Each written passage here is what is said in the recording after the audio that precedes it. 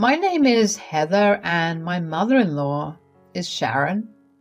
She is one of the most entitled and attention-seeking women I know. I have no idea how my husband, her son, Vince, turned out to be such a good man. That was probably due to his father, Philip, who was a great man and loved me. But Vince and Philip were both doormats when it came to Sharon. "Why can't I wear a white dress to your wedding? I am the mother of the bride and should get some attention too. Why do you have to be so selfish and hound the limelight? I should be allowed to wear what I want." That's what my mother-in-law said to me when I vetoed the white wedding dress she was going to wear at my wedding. Sharon had a habit of sabotaging people's big day to get the limelight on herself. When people criticize her, she starts to cry and victimizes herself so that she is forgiven. Yes, she is a narcissist, but she refuses to get checked. Vince and Philip ignore her because they think it's less drama that way. So, Sharon got a free pass to harass me and everyone else in her life. After sabotaging my big days and relationship milestones, she was now attempting to wear a white, sparkly wedding dress to my wedding to Vince. Yes, it was from a bridal boutique, and yes, she actually bought that thing without consulting anyone. She was not happy when I said, "Look, I get it that you are the mother of the groom and want to look good, but the invites clearly say that no one else can wear white, let alone a wedding dress. You are being a bridezilla, Heather. This is no way to speak to your mother-in-law. It won't kill you to have me wear a white dress. You are just scared I will look better than you." This rule applies to everyone, Sharon. You can wear whatever you want, but not white. You need to return the dress and get something else. "Vince, will you let your freaking wife get away with this? She is being a brat." To her surprise, Vince agreed with my sentiments and so did Philip. They made her return the wedding dress and get something in light pink. She sulked, but didn't say much. All good, right? Knowing Sharon? Probably not. I knew her well enough to know that she would get me some other way, and I was not disappointed. One day when we were at her house, she pulled me aside and said, "I need to tell you something important. It's not a request. I want you to do something for me at the wedding." "Okay, what do you want, Sharon?" "You are going to make a special thank you speech for me at your wedding." I was pretty taken aback by what I had just heard. At first I felt that I had imagined the entire thing. Did Sharon really just tell me to dedicate a thank you speech to her? Thank her for what? For ruining my big days and trying to remove me from Vince's life? Nothing made sense to me. Sharon freaking wanted a separate thank you speech. I calmed myself down a bit and said, "I am not sure I heard it right or understood you properly, Sharon. Would you please repeat that for me?" "God, I always knew you were a dense, dumb girl. You don't have to prove me right all the time. I said that I want you to prepare a special speech for me where you will thank me for making your relationship and the wedding happen." But that's not quite true, is it? I don't know what you want me to say, Sharon. I think it would be more appropriate for Vince to say these things. Why don't you talk to him about it? "I know my son, Heather. He will definitely make a special speech for me. But people will expect that since I am such an amazing mother. It needs to come from you because people won't be expecting it. My friends would be so jealous and everyone would think I am such an amazing mother-in-law. This is the least you can do after not allowing me to wear what I want." There it was. Sharon was back at her attention-seeking shenanigans again. She wanted me to pretend that the whole wedding dress fiasco didn't happen. I was baffled by the sheer audacity of this woman. I had no idea why I was still being such a freaking doormat here. And I was slowly getting mad at Vince again for not standing up for me. Now, here I had two options. One, I could say no and give Sharon the space to do something even more drastic as an attention-seeking tactic, or I could agree to her dumb demand and figure out how to turn against her. So I asked her for some time and went back home. For an entire week, Sharon kept blowing up my phone with her demands. I was still unsure about what to do. This was adding just way too much stress in my life, and I wanted to scream. Thankfully, one night, Vince noticed these texts and asked me about them. After I told him everything, he was furious. He said, "Heather, you don't have to do this. Ignore my insane mother. She doesn't deserve a thank you speech from you anyway." I know, but I'm scared that if I say no, she'll do something even more drastic. We know how far she can go, Vince. I'm just so helpless right now. I keep waiting for her to mess up my day or do something horrible again. I'm sorry, Heather. I never should have let it go this far. I know you have been under a lot of pressure. This is entirely my fault. I don't know how to help you now. God, I am so stupid. I keep thinking she'll change. She won't change, Vince. She needs help. And she needs to understand that we won't be doormats to her again. I think I will go ahead with the speech she wants so badly. No, no, no, Heather. You don't have to lie about my mom being awesome. This is just disrespectful to you. Who said I am going to lie? Vince looked at me confused, but soon realized what I was playing at. He asked me to explain, and I did. I was a little scared that he would get offended or tell me to change my mind, but he just looked amused and told me to go ahead with it. We discussed Sharon a little more and came to a decision. I informed Sharon that I would make a thank you speech for her. The day of the wedding went pretty smoothly, actually. Since I had given in to Sharon's demands, she kept her craziness to a minimum. I immediately knew that I had made the right choice. She was really looking forward to the speech, after which her attention-seeking behavior would start right back. The reception came to a close with the speeches. Vince did his speech and didn't mention Sharon at all. She looked a little annoyed and surprised at that, but when I started the speech, she looked hopeful. I thanked everyone in my life and made a romantic speech about Vince. Sharon looked bored through it all while the others cried. Then came the best part. Sharon was excited because she knew that this was her time to shine. I said, "So now that I have gotten over all the good parts, I will be talking about some unpleasant but important parts of my life with Vince. Sharon has specifically requested me to put this part where I thank her for everything. Like a good daughter-in-law, I decided to grant her this demand." I could see Sharon's face turning sour at what I just said. She could already tell that this speech wasn't going to be something that would bring her positive attention instead of making her feel like a celebrity. I would be airing out all the ridiculous stuff she has done to me over the years. Sharon was looking around trying to find a way to stop me from saying what I would be saying. But there was nothing she could do. Philip actually held her in place and discreetly told her to behave herself. He knew what I was going to do and supported me wholeheartedly, so I continued with my speech. I said, "Sharon and I met when I was still in high school. I was then just a teenager who was very impressionable and also wanted people to like me.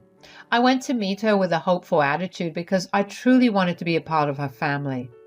Imagine my surprise when she ignored me the whole evening and told me that her son would drop me within a month. You could also imagine her fury when she found out that her prediction didn't come true. I kept coming round the house because, unlike her, Philip welcomed me with open arms. To be honest, I was sad that Sharon didn't like me. I really wanted her to like me. I did my best to make it up to her. Nothing worked. Instead, as the years passed, Sharon turned into the mother-in-law from hell. She became this attention-seeking woman who was out to destroy my life and make herself be the victim. I almost wanted to say no when Sharon demanded a thank you speech, but then I realized that I have a lot of things to be thankful for. So, Sharon, here it is.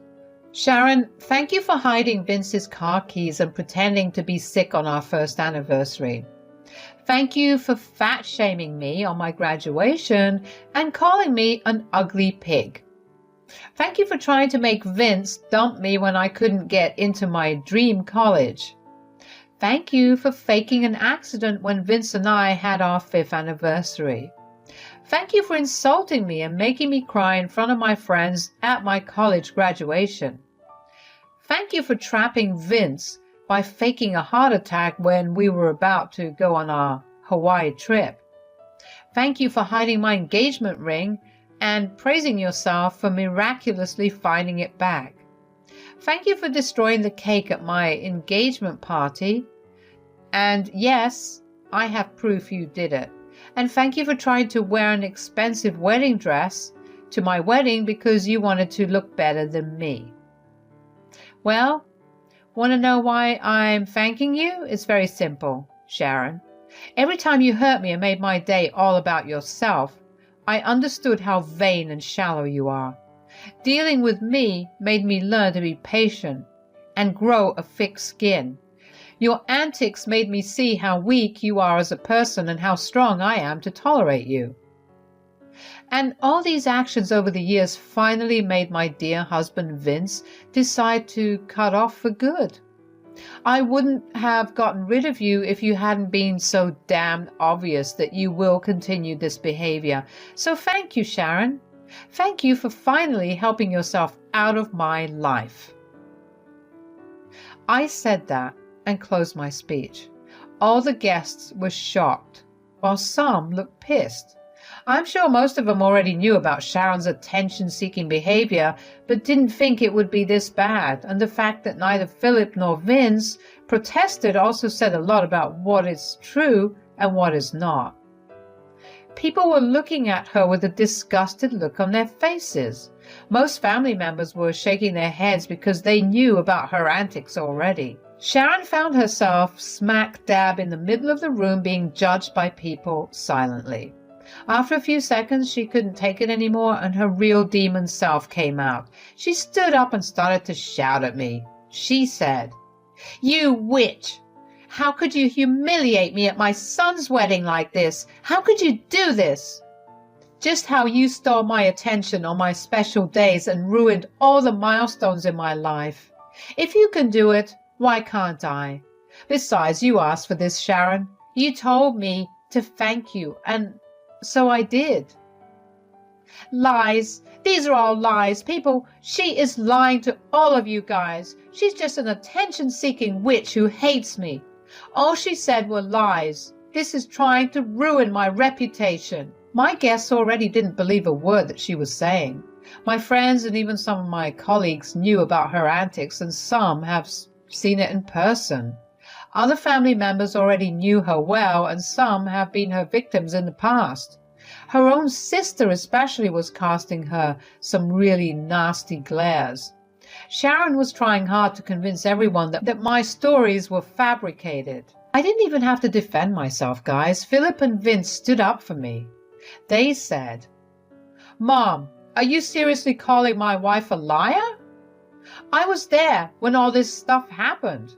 I was the one whose attention you wanted most of the time. How can you say Heather is lying?" Sharon, you need to own up to your mistakes and take responsibility. Most of the people here have seen your behavior up close. Almost everyone knows that what Heather said is true. The rest you don't know. Know it today. How dare you two take Heather's side? She did all to humiliate me, and all you were doing is supporting her. She shouldn't have aired our dirty laundry in front of everyone. She did this on purpose. Of course she did this on purpose, Mom.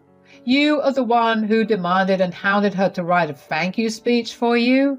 So she made the best of the situation. She told everyone how your ridiculous behavior helped her. Did you expect her to actually fabricate her stories and make you look good? Sharon didn't have an answer to that question, so she resumed throwing insults at me and demeaning me in front of everyone. She thought that by pointing out my flaws, she would make herself look better. Well, newsflash, Sharon. People don't enjoy that shit anymore. What Sharon was doing horrified them and made them madder. Philip and Vince were fuming. Vince said, "That's enough, Mom. You needed to shut up or leave the venue. I have had enough of you today. You insulted my wife for years and didn't even spare her at her own wedding. Look what you are doing now." "Don't speak to me like that, Vince. Your wife has insulted me in the worst possible way. And you are taking her side. This is unacceptable. She just wants to be the center of attention and put me down to make herself look good. How could you tolerate this, Vince?" "None of what you said is true, Mom. I have seen your text to Sharon demanding her to include you in a thank you speech. I know you wanted to steal the limelight today. You won't even accept your mistake, Mom. I have nothing to say anymore. I have defended you even when you were in the wrong. I am not doing that anymore. Heather wasn't lying when she said that I wanted to go no contact with you. I am telling you that in person, in front of everyone right now. I am done." Now, this alarmed Sharon to a great extent. Her eyes bulged out and she looked like she was about to have a panic attack. I sarcastically thought it was great that she was turning my wedding into a drama night, but I also had some blame for it. What could I do when Sharon was up my butt making stupid demands that would only hurt her own image? Not that people didn't know her real face, but still, Sharon herself brought this spectacle. Now, she was not at all happy with all the negative attention she was getting. You win some, you lose some, I guess. Sharon won the attention but lost her dignity and her son in the process. She was still delusional, of course. She said, "Vince, you can't just say things like that without meaning it. It's hurtful and horrible, and—" "I am not saying this to hurt you, Mom. I'm serious about this. I can't tolerate your drama anymore. I am done with you. After today, I don't want any contact with you. And if anyone tries to convince me otherwise, they will be blocked too." Vince, don't make rash decisions like that. You can't stop talking to me. I'm your mother. You can't be so ungrateful and abandon me. Oh, God, it's not even a full day since you were married and Heather has already taken you away from me. Everyone, are you seeing this? Can you see what a master manipulator Heather is? There it was, the same shit again, blaming me for all the drama my dear mother-in-law brought into her own life. For years, I put up with her horrible behavior because I thought that there was no other way. But now, I had my husband's full support in cutting her toxic presence out of our lives. This knowledge made me feel at least a little better about my situation now. Meanwhile, Sharon's good days were about to end. She was going to face some real consequences for her behavior instead of having people coddle her. And the fallout was definitely becoming even more epic. Vince was almost red in the face from the stupid accusations that Sharon was throwing at him. But before he could get into another argument with Sharon, Philip spoke up. Yes, this demure man who preferred to stay the heck away from his wife and her drama decided to put himself smack dab in the middle of it. What he said was truly shocking. He said, "Shut up, Sharon. Just for God's sakes, shut the hell up. Your erratic and entitled behavior has gone on for a freaking long time already. For once in your life, just shut up and stop victimizing yourself." "What the hell? Philip? Why are you shouting at me? Has Heather manipulated you too?" "Oh God, Heather, what is wrong with you? Why are you influencing my husband too?" "Don't talk nonsense, Sharon. I have lived with you for 37 years. I know exactly how much of a vain woman you are. No one has to teach me or anyone else anything. Everyone here knows what you are, Sharon. Today, you just drove it home that you won't change. Vince says that he is done with you. I support his decisions and have made one for myself." "What? What are you talking about, Philip?" I am going to leave you too. I will be filing for divorce. This is enough drama for one lifetime. I don't want any part of it anymore. You will be seeing divorce papers from me very soon, and you will be vacating my home within this month. Sharon couldn't believe what she was hearing. In one night and within a few minutes, she had lost both her son and her husband. She had in no universe ever imagined it happening. Narcissists rarely think that people will ever abandon them. This woman was all kinds of insane anyway. Since Vince and Philip never really stood up to her, she thought that she could push their buttons and never face any backlash. Well, she was wrong again. My husband already proved that he had a spine of steel, and now Sharon's husband showed it too. Sharon finally realized that she had messed up big time. At first, she couldn't believe Philip's words. She said, "You want to leave me? Over that witch Heather? Over a stupid freaking speech? Are you insane, Philip?" "No, I am not insane, Sharon. You are the insane one here. I have given you multiple chances over the years to amend your behavior and change yourself. I have lost friends and family because of your selfish and entitled behavior. But I will not tolerate this anymore. I won't lose my only freaking son and my daughter-in-law because of you." "Philip, you were not thinking straight. All I wanted was some validation that Heather wants me in her life and is thankful for my support in her relationship. I promise I won't ever do it again. Heather made a big deal out of nothing." Heather, Heather, Heather. This is all I hear from you, Sharon. All you do is blame Heather for your freaking mistakes. You want to portray this as a one-time thing? You want to say that Heather is the one who intentionally spoiled your image? Okay then, let me prove you wrong. Everyone here who knows us, would you like to remind my crazy soon-to-be ex-wife here of any stories you have about her behavior? I wasn't mad at all. This was the wedding of the century. Almost all my guests who knew Sharon had something or the other to say about her. Yes, they all had some crazy stories where Sharon intentionally sabotaged their big days or exposed her attention-seeking behavior. Family members had the worst stories, of course. I was slowly realizing why the extended family never kept much contact with Philip and Sharon or even Vince. They only resumed contact with me and Vince after we got into a relationship. Turns out they were tired of having to deal with Sharon's behavior, so they decided to stay away. Hell, even Sharon's own friends, whom she made me forcefully invite, had some bizarre stories about her sabotaging behavior. Everyone had a field day reminding Sharon about what she had done. She was overwhelmed and started to cry and apologize to everyone. Philip said to Sharon, "Now, do you have any more doubts about why I'm leaving you?" "Philip, please, I know I have done some horrible things in life, but I will change. Please don't do something so drastic. Vince, please ask your father to consider your poor mother." "You are not some poor mother, Mom. And no, I support Dad completely, so I am not going to make him change his mind. You are on your own." Sharon was stuck apologizing to the crowd while also begging and pleading with both Vince and Philip for forgiveness. The guests were disgusted at her and her antics.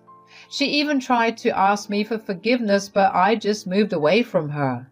In the end, everyone's words became too humiliating for Sharon to handle, so she cried and ran out of the venue. No one went after her. After her departure, our party continued as usual. The reception was almost done, so it's not like any part of my wedding got spoiled. The guests didn't mind the drama, and neither did I. As the days passed, Sharon realized that both Vince and Philip meant every word they said. Vince and I blocked her on all our social media and phones. She was turned away from the door when she came begging and crying for help. Why was she asking us for help? Well, as Philip said, he was divorcing Sharon and making her homeless. The house belonged to him because it was a part of his inheritance, so it was not a marital asset. Philip and Sharon both had jobs, so there is no case for alimony either. Sharon would soon be homeless and wanted us to take her in or something. Since she was busy spending her money on beautifying herself, she had almost zero savings and couldn't even afford a lawyer anymore. That made me chuckle a little when I remembered how she always put me down for dressing and living plainly. I guess living in opulence was finally catching up to her. Yes, Sharon did recognize her wrongs, but it was hard to tell. People like her need their heads examined, and we didn't stick around anymore to find out if she did. A year has passed since Philip divorced her, and he is already dating an amazing woman. Me and Vince got a promotion at our jobs and finally bought a new house. Thankfully, Sharon has stayed away from us. Actually, she does call and text sometimes, but we never answer. She has moved in with a distant relative of hers because she was the only one who offered her any sort of assistance. She now lives far away in a different state, and I hope she never comes back.